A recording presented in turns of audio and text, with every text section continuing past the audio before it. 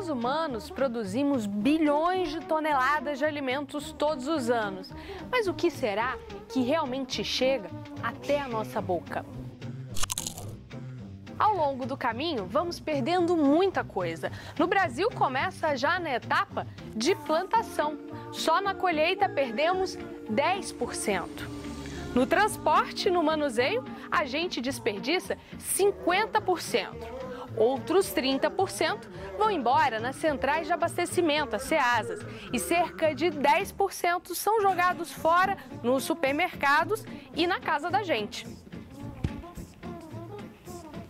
É tanta coisa que se perde que chega a ser 1/3 de tudo que nós produzimos no campo. No Caminhos da reportagem de hoje, você vai acompanhar de perto as etapas do desperdício de alimentos no Brasil e também saber que as soluções para esse problema não são nenhum bicho de 7 cabeças.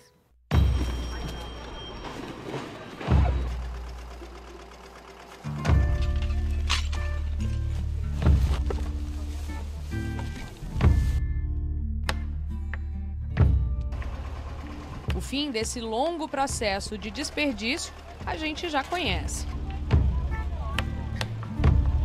Em apenas uma manhã no lixão da capital do país, encontramos várias pistas do que se joga fora. Neste local só chegam os caminhões com resíduos de supermercados e shoppings.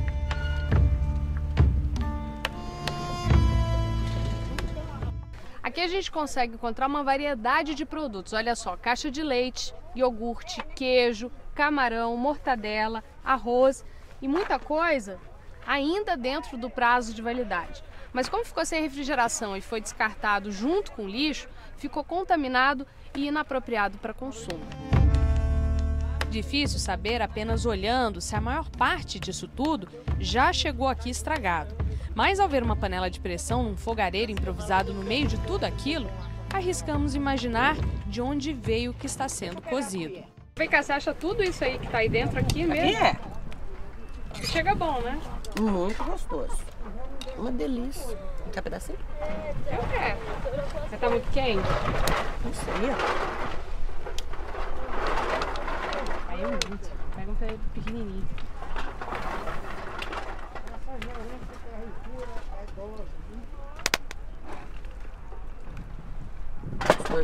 Aqui tem bacon, feijão.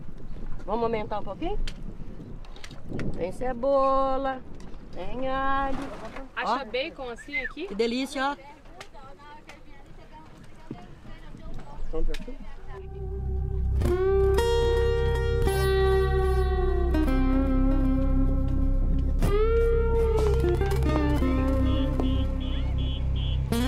Os catadores se aventuram em meio ao lixo em busca do que pode ser reciclado mais fácil: papelão, plástico e alumínio. Mas a comida também é um item bastante cobiçado. O que dá para ser aproveitado fica para eles. Geralmente se encontra carne, salsicha, leite, pão, açúcar, café, óleo, sabão, arroz, açúcar. Não, não vem nada vencido não, é cesta básica mesmo que eles colocam. Vem diretamente do mercado. Mas Juraci conta que outros produtos já chegam em mau estado. O monte de sobrecoxas e asas de frango já veio queimado, segundo ele, de tanto ser congelado e descongelado no supermercado. O cheiro dá náuseas e nem os urubus ou cachorros ousam comer o que sobrou. As moscas mostram quando não é mais possível aproveitar. O destino final é mesmo ali.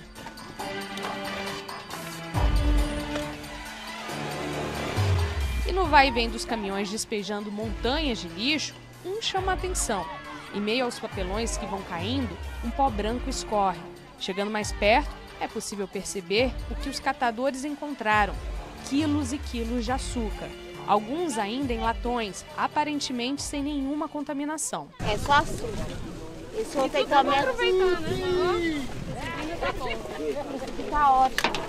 O alimento é caro para muita gente, mas a quantidade que é perdido faz parecer que são itens totalmente descartáveis. Que eu levo, dou para meus meninos, para meus netos, minhas filhas que não vêm. Eu dou para meus vizinhos, eu dou para meus vizinhos. A quem precisar. Eu vi, pacote de açúcar é muito caro.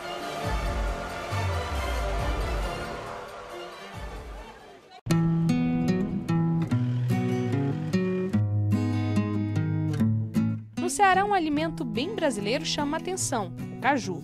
Na verdade, a fruta é a castanha, o resto, a polpa, é chamado de pedúnculo. Pode parecer mentira, mas de todo o caju que é produzido, 85% a 90% do pedúnculo é simplesmente jogado fora. O que mais se aproveita é mesmo a castanha. Na verdade, o conceito de desperdício, de perda, é tudo aquilo que não chega para o consumo, né? Então, quer dizer, foram investidos, foram gastos recursos para se produzir um alimento que chegaria na ponta e para o consumidor, e esse alimento acabou ficando dentro da própria propriedade. Difícil saber ao certo quantos cajus são produzidos, mas a safra pode ser estimada. Este ano são esperadas mais de 306 mil toneladas. Imagina a quantidade de polpa desperdiçada. Na fazenda experimental da Embrapa, em Pacajus, no Ceará, o maior produtor da fruta, é possível entender o porquê do desperdício. A maioria dos cajueiros ainda é do tipo gigante, que alcança até 20 metros de altura. É impossível fazer a colheita antes que a fruta caia do pé. Assim que ele está maduro, ele cai, como você pode ver por aqui. E quando ele cai, com a queda, ele já sofre alguns danos, algumas injúrias, que faz com que ele perda, que o processo de perda dele seja muito rápido, certo? E, por outro lado, também a quantidade produzida é muito grande. E não tem, principalmente o pequeno produtor, não tem como escoar essa produção do pedúnculo. Então, na maioria das vezes, o que acontece? Ele coleta os cajus, retira a castanha, vende a castanha para a indústria e a maioria do pedúnculo realmente é perdido. Por exemplo, esse daqui já caiu, às vezes caiu já tem um dia, não dá mais para nada mesmo, né? Olha, e esse aqui, pra você ter uma ideia, a diferença de um para o outro talvez seja de um dia de diferença. Porque o caju é altamente perecível. Depois que ele cai, a vida útil dele é 2 dias no máximo. Então, quando cai, rapidamente ele perdeu a qualidade. O caju é um alimento rico em vitamina C, tem 3 vezes mais do que a laranja. Geralmente é produzido em época de seca no Nordeste, quando não há muita colheita de outros alimentos. Se o produtor consegue a fruta ainda inteira, o que é chamado de caju de mesa, pode receber R$ 35 por cada caixa. Vendo essa quantidade de frutos no chão, dá para imaginar que muitos nutrientes e muito dinheiro estão sendo simplesmente jogados fora. Uma das formas de ter um caju bonito como esse, assim, que a gente só de olhar já vê que tem qualidade, né, Benézia?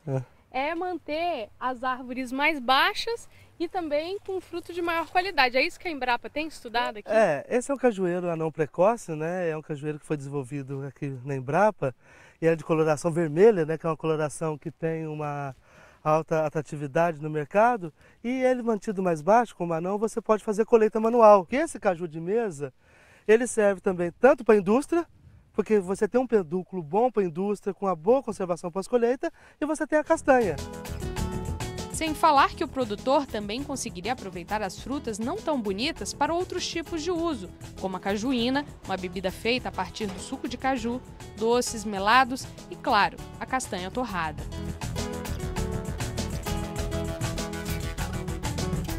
Dona Célia é uma das produtoras que tem aprendido a aproveitar tudo, mas nem sempre foi assim.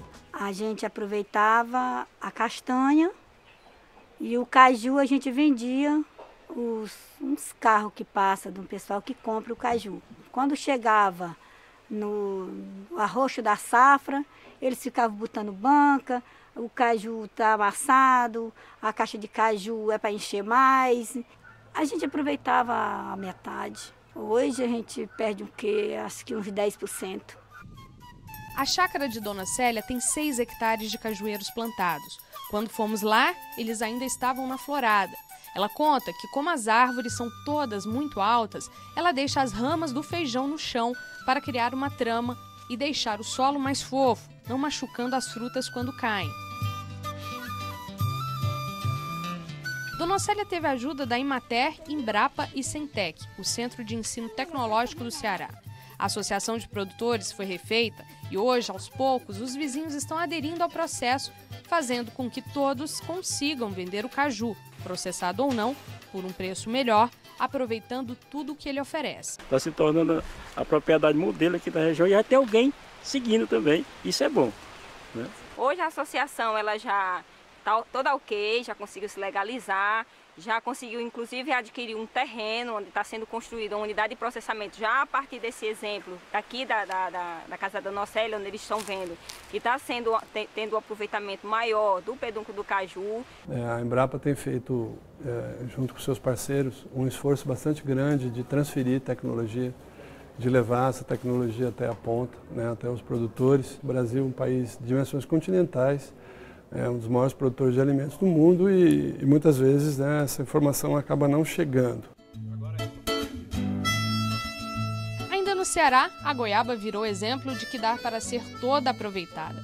Na região chamada de Tabuleiro de Russas, a 165 quilômetros de Fortaleza, em uma área irrigada, 220 pequenos produtores se uniram para dar destinação para cada um dos estágios da fruta. Como que é a classificação das goiabas aqui quando elas chegam? Como é que vocês dividem elas aqui?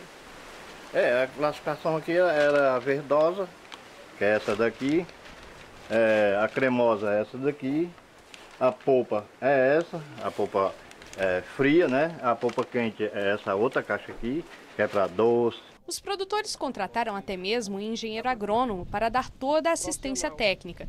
E ele confirma que nada é desperdiçado. E outros cuidados são tomados, como a prevenção do bicho da goiaba, para que a fruta não estrague lá na frente após sair da fazenda. A gente sabe que 80% é não deixar fruto maduro no campo. E esses que estão aqui maduros no chão, hoje é colheita e vai ser apanhado tudo. Se você eliminar todo o fruto maduro, 80% dessa lavazinha do que é causado pela mosca da fruta não vai acontecer. Como nós fazemos esse monitoramento semanal, aí eu nunca tive reclamação de chegar lá no cliente e dizer, recebi umas caixas que tem lava dentro, tem bicho. Enquanto estávamos em uma das plantações, um dos clientes surge querendo comprar mais goiaba da Cefrutar, a central de frutas do Tabuleiro de Russas, associação que tem possibilitado a venda da produção.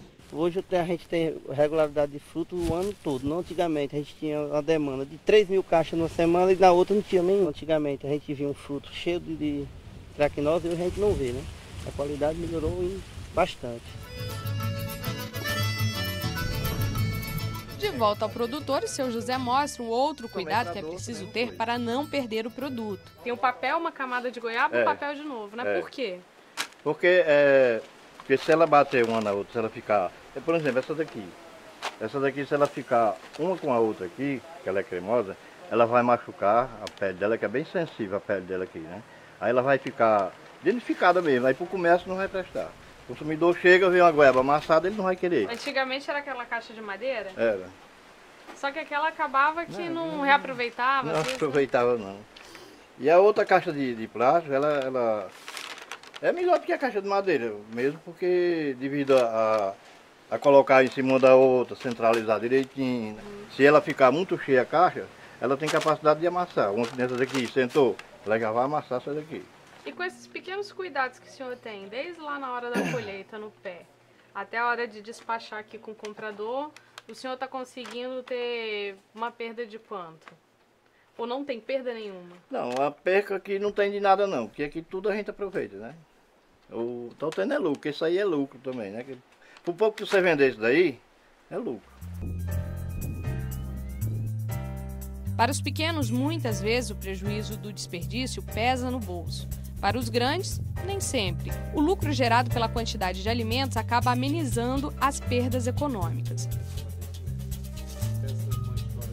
Já na fronteira do Ceará com o Rio Grande do Norte, conhecemos a Agrícola Famosa, maior exportadora de frutas do país. O controle das perdas é pensado desde a plantação, com tecnologia não muito cara, mas precisa. O desperdício já começa na escolha de todo esse processo, como fazer. E aqui na fazenda a gente monitora tudo.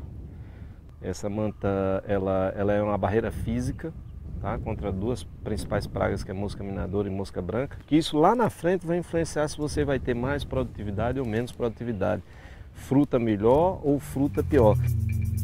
O cuidado chega a ser tão especializado que para alguns tipos de melão a atenção é individual. Em determinadas frutas nós colocamos bandejas embaixo da fruta, uma a uma, para que algumas enfermidades de fungos de solo, elas não atinjam a fruta e, consequentemente, você vai ter uma perda lá no packing house.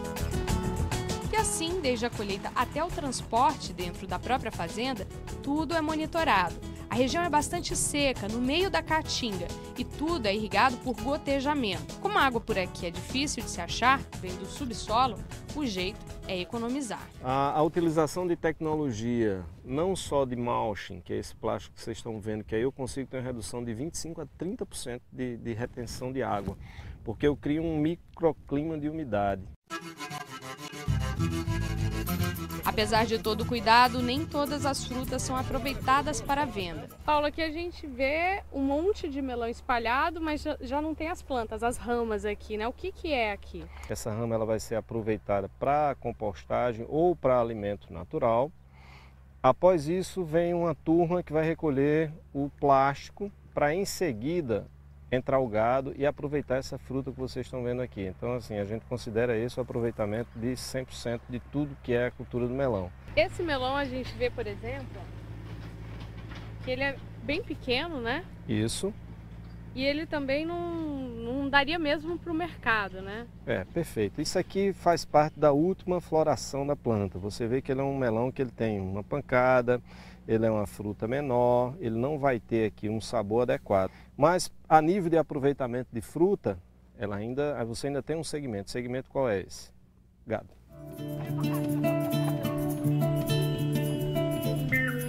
Após a colheita, as frutas chegam no packing house, ou a casa das embalagens. Aqui elas são lavadas, checadas, acondicionadas e vão para câmaras frias. E o gasto com essa parte é alto. Eu gasto 40% de tudo é material de embalagem, que envolve pallet, caixas, fitas, cantoneiras. Porque aqui eu estou com o meu produto já para a linha final, ou seja, direto para a mesa do consumidor. Todo o custo que eu tive de operação, desde semente, plantio, água, energia, salário de funcionário, se perde pela má qualidade da minha embalagem. Ou seja, a minha fruta ela vai chegar lá no mercado estragada, eu vou ter desperdício. O transporte também faz a diferença. Como tudo é resfriado, o ideal é que as frutas cheguem até os supermercados na mesma temperatura. Mas nem sempre o comprador, que geralmente paga o transporte, quer gastar a mais com os caminhões. E aí é desperdício na certa. O prejuízo, na realidade, é uma cultura. É uma cultura que o brasileiro tem. Hoje, se você for avaliar, você tem problema no produtor, você tem problema em quem transporta, você tem problema em quem distribui e você tem problema em quem consome. Até na nossa própria casa existe esse tipo de coisa. Então, assim, penso, todo mundo perde. Todos perdemos com isso. As perdas da natureza não param por aí. Segundo a FAO, a Organização das Nações Unidas para a Alimentação e Agricultura, quase 1/3 das terras usadas na agricultura produziram alimentos que foram jogados fora. Além disso, mais de 3 bilhões de toneladas de gases do efeito estufa foram lançados na atmosfera.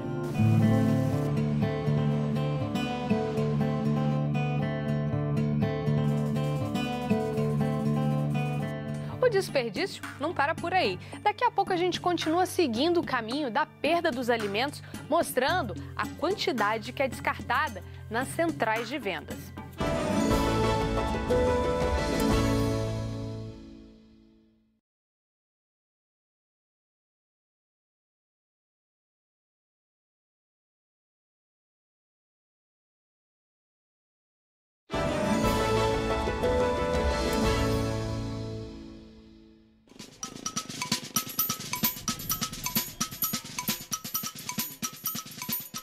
A brincadeira na rua parece não ter malícia nenhuma.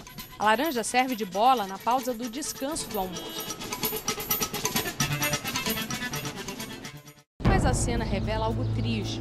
o descaso com que tratamos o desperdício de alimentos no país. É comum ver frutas e verduras no chão de ceasas e supermercados, e os comerciantes já estão acostumados com isso. Este aqui, de Fortaleza, no Ceará, vende hortaliças e se conforma em perder todos os dias boa parte do produto que compra para vender. Hoje esse horário encerrou. Aí ali ele está pegando para quê? Não, aquilo ali eu doei para levar para os animais na Pentecostes. E aí ele vai servir de comida para galinha? Para galinha, bode, gato. Você tem uma ideia de quanto por cento, mais ou menos, de tudo que você compra que acaba não vendendo? Rapaz, eu não tenho nem ideia disso aí. Mais ou menos, aí dá o quê? Dá uns... Se eu fosse comprar mesmo, era uns R$400 mais ou menos. Esse outro vendedor de tomates diz que esse tipo de produto é bem perecível e, por isso, já conta com desperdício. O tomate é uma mercadoria que aguenta pouco tempo, né? É? Não é que nem batata, cebola, que aguenta mais tempo. Esse, assim, às vezes, do jeito que tá, que ele já tá madurinho aqui, tá, né? Aguenta uns 3 dias. 3 dias. Segunda-feira já não dá mais. É, já tá. E o senhor chega a perder, às vezes, quanto de tomate? Talvez em 20 caixas você perde umas 1 ou 2 no máximo. Então tá bom ainda, né? Tá. Perde 5%. É, por aí. Em Brasília, o mesmo problema. E o principal delator são os restos que ficam após a feira. A produtora Ana Fukushima, que também vende o que planta na Ceasa, diz que apesar de todo o cuidado, as perdas são grandes também na negociação do produtor com o próprio consumidor. A gente prepara lá na chácara e quando chega aqui, às vezes os compradores começam a mexer. Aí você acaba desperdiçando uns 10%. 10%? Mesmo você tendo todo esse cuidado? Porque, assim, na hora que eu tô atendendo aí tem outras pessoas que estão mexendo. Aí quando você vai arrumar, aí você já viu que muitas folhas já quebraram, né? Mas faz parte. Em outra feira do produtor, em Ceilândia, cidade satélite da capital, seu Ivanildo, que vende frutas, conta que um dos grandes problemas de desperdício acontece na época de safra. Depende da safra. Quando a praça... É que nós usamos um termo da praça cheia, né? Aí nesse caso aí dá muito desperdício mesmo, dá muita perca mesmo. Devido também que a quantidade é bastante e o consumo é pouco, né? Aí nesse caso aí dá perca mesmo.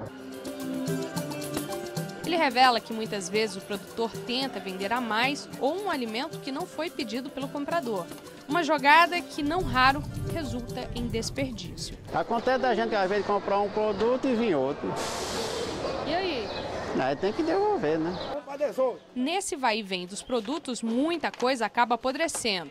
João, que vende tomates, também passa pelo mesmo problema. A solução seria não pegar a carga quando vem a mais. Eles mesmo casam o problema disso aqui hoje. Não é nós, eles se casam. Aqui eles plantam demais, é para plantar 100 mil, eles plantam 200. Quer plantar 50, eles plantam 100. Aí dá excesso no mercado, aí não tem venda. Mas ele também acaba perdendo muito tomate. Quando está calor demais, amadurece demais. Então, todo ano eu jogo 3 mil, 5 mil caixas fora. Todo ano. Todo ano, nessa época, todo ano. É. Hoje mesmo eu estou jogando 3 mil caixas, daqui até domingo, até segunda, eu jogar 3 mil caixas fora. 3 mil caixas hoje aí dá 30 mil reais. E João tem uma teoria de que se há excesso, lá na frente pode haver escassez. Tudo demais é veneno. Quando você vê demais esse tipo de coisa, é falta na frente. Você não viu o tomate de 100 reais? Você não viu passando na revista? O bicho que deu mais caro foi o tomate. Você viu que deu mais caro, não tem banco que você viu passando. Melhor roubar uma caixa de tomate que roubar um banco que tá passando. É desse jeito. Você vai ver lá pro mês 10, mês 11, caixa de tomate 50 conto, 100 conto de novo. E foi só ir para a parte de trás da banca que deu para ter uma ideia da quantidade que ia ser descartada aquele dia. Tudo que estava sendo despejado na caminhonete vai para os porcos que o Wesley cria. Sempre eu pego aqui, eu tenho uma pocilga, né? E lá eu tenho, talvez, 230 porcos. E sempre eles doa pra gente pegar, né? Ó, olha aí, você vê, tudo bom. Eu vou levar hoje umas 200 caixas, né? Sobra tanto que dá para outros criadores de animais. Cada um leva como pode. Difícil é ver que ao lado da carroça de tomate, duas senhoras procuravam alimentos no lixo. Elas não quiseram se identificar. A vergonha por recolher os restos é grande, mas toparam mostrar o que tinham conseguido naquele dia. E tudo bom, né? É. Pimentão. Isso aqui é só tirar a pontinha, né? É. Batata. O que é isso aqui? Chuchu, pequenininho. Mandioca. Pô, dá uma feira boa. Porque ele seleciona, isso aí não dá pra levar pro mercado, né? Aí volta pra fora, não dá pra vender, mas dá pra gente... Pra vender totalmente não dá, né? Precisa levar pro mercado. Aí eles... E vocês vêm sempre aqui? Vêm sempre. Segundo a ONU, de cada 7 pessoas no mundo, uma vai dormir todos os dias passando fome. Além disso, 1/3 das mortes entre crianças abaixo dos 5 anos nos países em desenvolvimento está ligada à desnutrição. E custaria apenas 25 centavos de dólar por dia para alimentar uma criança com todas as vitaminas e nutrientes que ela precisa para ser saudável. Pensar nesses dados faz o desperdício parecer um problema bem maior. De volta à Ceasa de Fortaleza, é possível ver que a cena é rotineira. Lucineide e Francisca já encheram os carrinhos no fim da manhã. E ali tem de tudo. Mostra aqui pra gente o que tem, o que a senhora conseguiu pegar hoje. Laranja, aqui é pimentão, cebola, tudo de verdura, chuchu, cenoura. Muitas pessoas que conhecem a gente, né? Então eles passam pra gente o que eles não vendem mais, né? Quando chega no final da feira, então eles dão. E aí isso daqui a senhora já dá um alívio no bolso da senhora que não precisa mais. E como dou, porque eu não compro, né? O que eu levo daqui eu não compro. Dá para quantas pessoas? Eu levo para mim, levo para meus vizinhos. Francisca diz que também divide o que consegue. Aí eu dou para minhas colegas. Se fosse para a senhora comprar tudo isso aqui, ia gastar muito? Ia. Porque tem dia que a gente tem dia que não tem. Nós tudo tem menino pequeno, eu tenho 2. Lucineide conta que antes, quando sobrava, vendia o que catava. Eu vendia era de porta em porta. Aí depois, quando eu ia fazer a conta, eu achava assim, que o que eu levava era quase igual às coisas que eu comprava. Porque eu não comprava de primeira, eu comprava de segunda, que era para quem estava começando, né? Aí agora, só agora eu vejo. Porque o que eu levo, tudo é útil. Bem perto dali, outras 2 mulheres, mãe e filha, trabalham num outro tipo de reaproveitamento do que iria para o lixo. A gente está aqui com a Lucicleide e a Dona Socorro. Isso tudo aqui que a gente está vendo, elas foram juntando do que o pessoal não queria mais, né? Lucicleide, você está aqui juntando fruta, verdura, desde que horas? Desde 7 horas. A gente chega aqui 7 horas, aí fica até 4 horas, 5 horas da tarde. E junta muita coisa, né? Gente, olha, tem coisa boa, tem melão bom ainda, tomate que ainda dá pra comer, né? Dá pra aproveitar. Aí a gente junta muita coisa, tem coisa que a gente ganha boa, a gente leva pra casa também. E o que vocês fazem com tudo isso daqui? Isso aqui a gente, pros bichos, tem uma pessoa, né, dos interiores comprar, porque seca, né, e a gente vende pra eles encomendam. Pra animal. Eles pagam a gente pra gente juntar pros porcos, pros porcos, pra animal, pra galinha, pra pato, tudo eles... pros bichos comer, tudinho. Agora, quando vocês veem um negócio que ainda tá bom pra consumir, vocês separam pra vocês ou não? Separa, né? Separa, às vezes a gente ganha também as coisas boas também, aí a gente separa e a gente leva pra casa. Acompanhamos as 2 mulheres no trabalho de recolher os alimentos. Em vários locais, elas já encontravam produtos separados pelos comerciantes.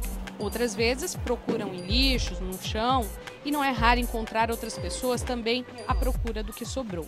Sobrou, em 2 minutos para levar para casa, né? Tem que levar, né? Tem que levar alguma coisa para ali, viu? Levar alguma coisa para levar, para vender. O senhor ainda tem solidariedade com o pessoal, né? De volta ao local onde mãe e filha juntam o que conseguiram, o cliente está à espera. Enche a caminhonete de alimentos para os porcos. Ele, que é produtor rural e vende muitas frutas para a Ceasa, vê o que produziu voltar para a fazenda. Eu fico com pena não é dos que estão aqui dentro, não. Eu fico com pena aqui lá do campo, que perde, né? O mamão é 9 meses, só gastando. O maracujá é 7 meses. A gente passa o tempo todinho gastando, quando chega o ponto desse aqui, essa perdição aí. Uma alternativa surgiu dentro das Ceasas para tentar evitar o desperdício diário de tanta comida, os bancos de alimentos. No Banco de Alimentos de Brasília, caixas e caixas mostram que em apenas um dia é possível arrecadar muito por ali. A Ceasa adotou o programa Desperdício Zero para incentivar os comerciantes a fazer doações. Tem umas frutas, né, que o pessoal ia descartar, ia para o lixo. Sim. E vem aqui para o programa Desperdício Zero, né? O que nós temos hoje no Banco de Alimentos, que o PDZ todos os dias recolhe junto aos permissionários, lá dentro dos boxes. Tá? Eles ligam ou nós passamos perguntando o que eles têm para poder doar aquilo que não é comercializável. Então hoje, né, nós recebemos aqui essas bananas, tá, que você pode ver que elas estão estragadas, mas que ainda é possível consumir.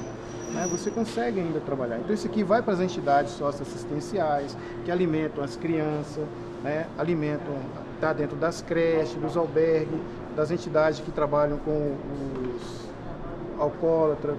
Karina, observa só, é uma banana que está só com a casca estragada. Tá? Se você pegar ela, separar, certo? Se você vier aqui cortar a pontinha dela e tirar o que está estragado, experimenta. O restante da banana você aproveita. Tá uma delícia. E é uma coisa que você simplesmente joga fora. O que acontece? Você não consegue comercializar essa banana hoje no supermercado, nos sacolões.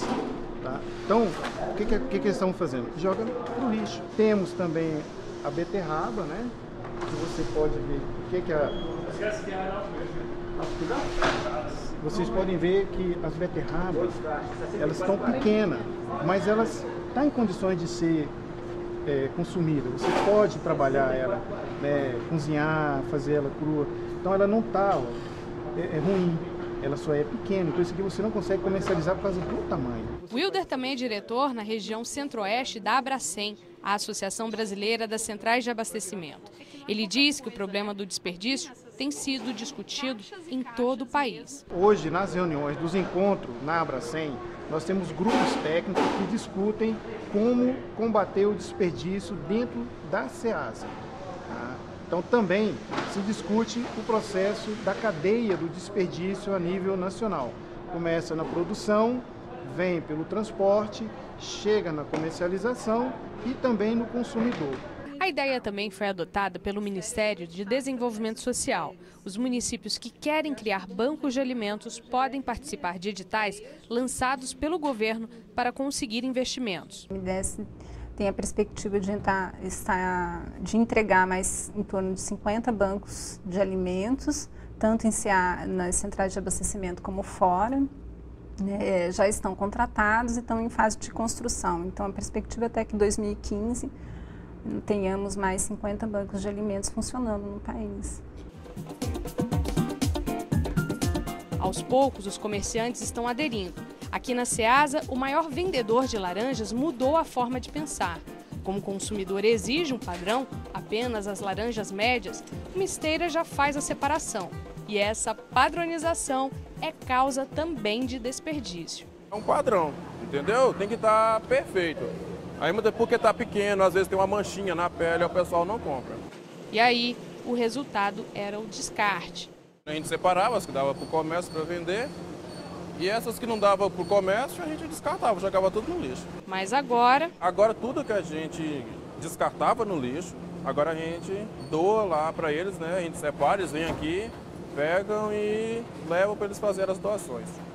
As soluções são simples, mas o descaso e a falta de responsabilidade de cada um parecem fazer parte de uma cultura e de um sistema enraizado entre os comerciantes.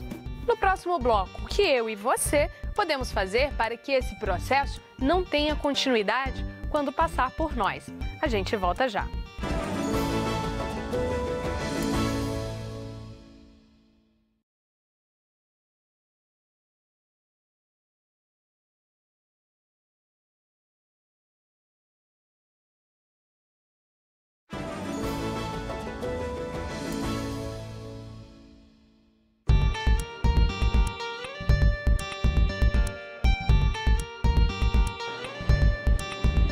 É fácil reparar o desperdício em locais onde há uma grande concentração de pessoas para comer.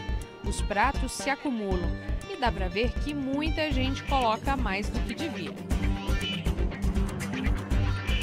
Nos restaurantes, os donos confirmam que há desperdício de alimentos por parte dos clientes. Neste, em Fortaleza, o que mais sobra são os pedidos à la carte. Um dos donos confirma que o prejuízo não fica para o restaurante, mas essa conta acaba sendo paga por todo mundo. O prejuízo é nosso, da coletividade, né? Tendo em vista que a produção daquela batata, daquela banana, daquele arroz, daquele feijão que foi colocado na mesa, né?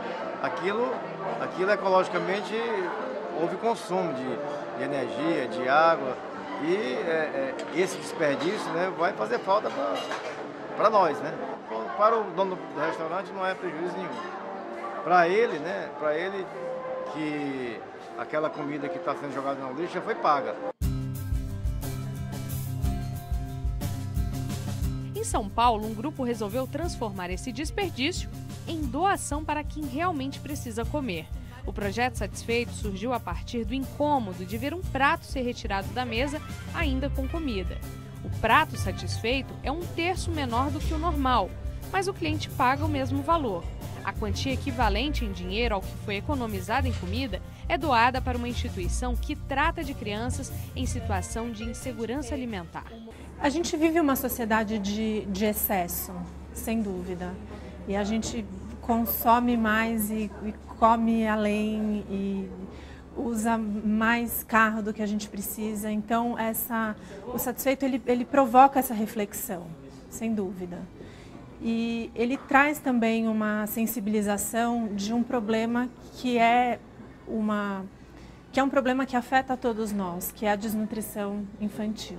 19 grandes restaurantes de São Paulo já participam do projeto e podem ser localizados por um aplicativo no celular. A dona de um dos restaurantes conta que hoje 10% dos pratos pedidos são do cardápio do Satisfeito. A gente gostou muito da ideia e o Vinheria gosta de participar de projetos sociais. A gente gosta de estar engajado na sociedade, proporcionando coisas boas, também atuando de alguma forma, não só dentro da restauração, mas como também em benefício da sociedade.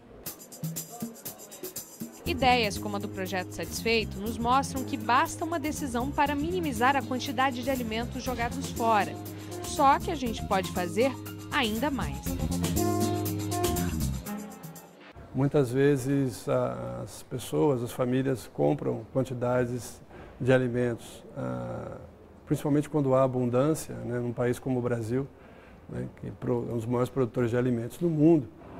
E com a melhoria das condições econômicas observadas nos últimos anos, um número maior de pessoas teve acesso, né, a, enfim, comprar mais alimentos. E a gente observa que muitas vezes as pessoas não sabem comprar e não sabem conservar os alimentos ao nível, né, do lar mesmo, né? Então isso realmente é também uma fonte de desperdício.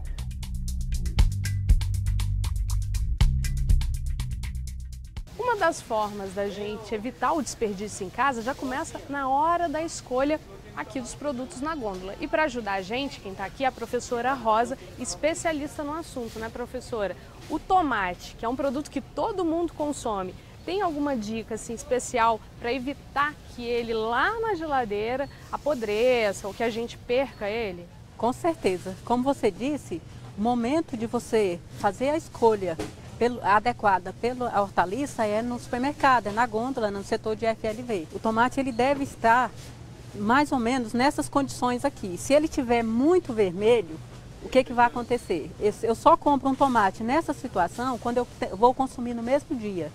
Tá? Então, se eu for consumir ele hoje, eu posso comprar um assim, que esteja durinho e que não tenha nenhum buraquinho na casca. Um tomate dessa cor aqui, professora, ele duraria quanto tempo mais ou menos na geladeira? Olha, um tomate nessas condições, ele dura aí uma semana. O ideal é que ao comprar, você não compre quantidade muito grande. Tem a abóbora ali, que é às vezes complicado de escolher também, ou não? E aqui a gente verifica a abóbora de 2 tipos para comprar. Ela já cortada e inteira, né? Qual é a dica então para a gente escolher a abóbora? Bem, Karina, a abóbora, o que a gente deve observar é como que está a aparência geral dela. Ela tem algum buraquinho, alguma fissura, né, alguma coisa assim, você evita levar. O talo está firme, se você olhou, não tem nenhuma mancha, né, não tem nenhum estragado, se ela tiver uma cor uniforme assim, aí você pode escolher. A abóbora, quando ela vai envelhecendo, ela vai ficando opaca. E quando a abóbora já está cortada assim, como é que a gente sabe se ela passou do ponto? Se ela está cortada, você tem que olhar o quê? Se ela não está desuniforme, a coloração por dentro, a semente se está intacta, né? Porque ela em contato com o oxigênio, ela fica mais suscetível a uma deterioração. Por exemplo, olha a diferença dessas 2 abóboras aqui, né? Essa daqui você consegue ver uma coloração nela que você percebe que ela foi cortada hoje. Então essa abóbora aqui seria ideal. Agora essa aqui ela já fica com a coloração esbranquiçada. Isso quer dizer que ela não está tão fresca quanto essa. Mas outro produto que o brasileiro gosta bastante é a batata inglesa, né? Com certeza. E quais são as dicas para a gente conseguir escolher uma batata boa? A batata inglesa, ela, pelas suas características, né, ela é plantada, ela fica debaixo do solo, né, debaixo da terra. Então ali ela é protegida do sol, do calor, né, da luz, né, de um modo geral. Então, essa proteção garante a ela algumas características que são boas. E você observa o quê? Se ela está com a cor uniforme e amarelada. Se aparecer na batata a cor esverdeada, como essa daqui, olha, aí essa aqui, o que aconteceu? Ela foi exposta à luz e isso fez com que ela desenvolvesse a clorofila. E junto com essa clorofila vem os glicoalcaloides, que são substâncias naturais da batata que pode ser aumentada e pode causar prejuízo à saúde das pessoas que consomem. O que pode acontecer? Ela é tóxica, então tem assim, pode causar danos mesmo na saúde. Do supermercado, a gente veio para a cozinha do Instituto Federal de Brasília, onde a professora Rosa dá aula, junto com as alunas dela, para a gente aprender como conservar aqueles produtos que a gente escolheu lá na casa da gente, né, professora? Com o que a gente pode começar aqui? É verdade. Nós vamos começar com as dicas para o cheiro verde, né? Normalmente, a gente encontra o cheiro verde no supermercado dessa forma, né? O coentro e a cebolinha junto. Então, a gente leva para casa e o primeiro passo é você separar o coentro da cebola. Para conservar os dois juntos não é o ideal. E atenção para as dicas. Depois de separar o que está estragado, lavar em água corrente, colocar de molho em cada litro de água 5 ml de hipoclorito de sódio, de 5 a 10 minutos, depois enxaguar em água filtrada, secar no papel toalha ou centrífuga e cortar separadamente o coentro da cebolinha. Agora elas vão colocar num recipiente limpo e seco, né? E colocar a data de embalagem, né, que ela vai colocar na geladeira e também que consiga tampar de forma hermeticamente, né, fechada, tirando de preferência o ar dentro. Aí coloca no congelador e no congelador ela dura mais de meses, né? A alface segue o mesmo caminho. Selecionar, lavar folha por folha, sanitizar, enxaguar em água filtrada, secar e na hora de guardar... A gente coloca num recipiente, de preferência forrado com papel toalha. Porque se tiver alguma gotinha de água, ela não vai ficar no fundo da vasilha, vai ser absorvida pelo papel. Então a gente tampa também com a identificação, né, da alface e guarda na geladeira só para refrigeração, temperatura de refrigeração, não é congelamento, e ela vai durar uns 2, 3 dias apenas. O tomate também segue o mesmo procedimento de conservação: lavar, sanitizar e secar. Mas atenção! Um tomate verde a gente nunca guarda junto com o muito maduro. O maduro você guarda na geladeira. O verde você pode deixar fora da geladeira porque ele vai continuar amadurecendo. O verde, né? Ele vai continuar amadurecendo. E aí ele vai ficar mais, na tonalidade mais vermelha. Aí ele vai estar próprio para o consumo. Já a abóbora tem uma dica diferente: o branqueamento para poder conservá-la mais no congelador. Primeiro, descasque a abóbora, depois corte em cubinhos e aí é levá-la para a água fervente. O tempo que ela fica em contato com a água quente é de acordo com o tamanho do corte que você fez. Então, se a gente cortou desse tamanho aqui, ela está pequena, a gente só vai deixar dentro da panela até levantar a fervura após a colocação dela. Então, a água começou a ferver novamente, a gente vai retirar imediato e colocar na água gelada. Depois é só escorrer para retirar o excesso de água e colocar num recipiente seco e fechado para ir ao congelador. Dura até 3 meses dessa forma. E o mesmo pode ser usado em outros legumes, como cenoura e batata. Esse processo de escolha no supermercado acaba criando padrões que o consumidor segue para não desperdiçar o que compra. Mas o que fazer com o que fica sobrando no supermercado? Assim como os bancos de alimentos, um projeto do SESC, o Mesa Brasil, viu oportunidade de melhorar a alimentação das pessoas mais carentes nos alimentos que não estavam no padrão, mas ainda em excelente estado de consumo. Só este ano, entre janeiro e agosto, foram distribuídos mais de 26 milhões de quilos de alimentos, beneficiando 1.700.000 pessoas em 500 cidades do país. O programa nasceu em 1994 e arrecada alimentos que estão sobrando e distribui a entidades que trabalham com pessoas carentes. No Mesa Brasil de Brasília, dá para ver o tipo de alimento que chega por aqui: frutas, legumes, folhagens. Outro tipo de doação que o Mesa Brasil recebe são de alimentos industrializados, coisas do tipo como essa aqui, ó, que a caixinha abriu, mas por dentro ainda tem uma outra embalagem e está tudo ok para consumir.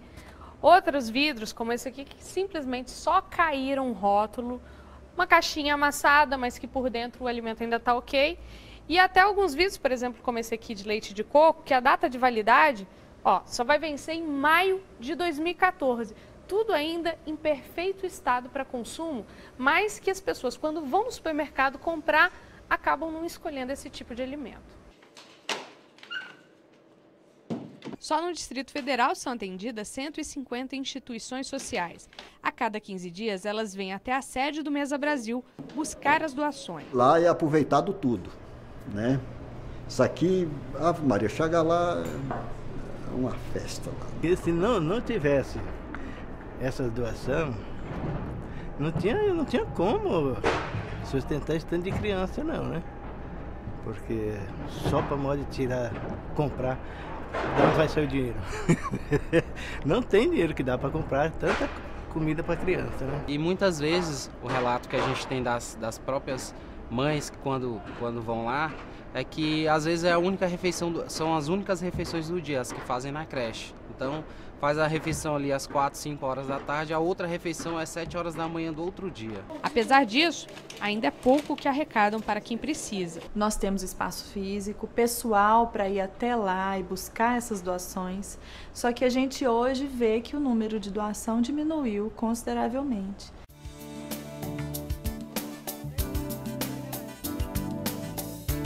O programa não se limita apenas a entregar o alimento, mas também a não desperdiçar as doações durante o preparo. Na cozinha, que virou sala de aula, os alunos são dirigentes e cozinheiros de 3 instituições que participam do programa.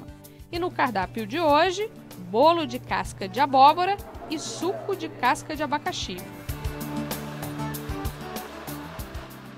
Depois de todo o trabalho do pessoal aqui na cozinha, esse aqui é o resultado. O suco de abacaxi, da casca do abacaxi e de hortelã e o bolo com a casca da abóbora. Carla, geralmente são receitas assim mesmo, para que as instituições possam aproveitar tudo mesmo e não desperdiçar nada? Isso mesmo, nós podemos aproveitar as sementes para fazer um tira-gosto bem gostoso, podemos aproveitar as cascas em um bolo salgado, uma torta, podemos aproveitar em um bolo doce, em um suco. Aproveitamos os alimentos de diversas formas, sem desperdiçar nada. Depois de tudo isso, a degustação. E estava uma delícia. Quem já fez a oficina tem colocado em prática o que aprendeu com as nutricionistas do Mesa Brasil. Fazemos o chuchu com a casca também. Fazemos aquela abobrinha menina, conhece? Com a casca. E hoje eu aprendi uma receita para mim fazer aqui no dia a dia, porque eu amo cozinha. Eu sou cozinheira há muito tempo e eu sou apaixonada por cozinha. Faz economia no bolso? Faz bastante. A diferença é muito grande.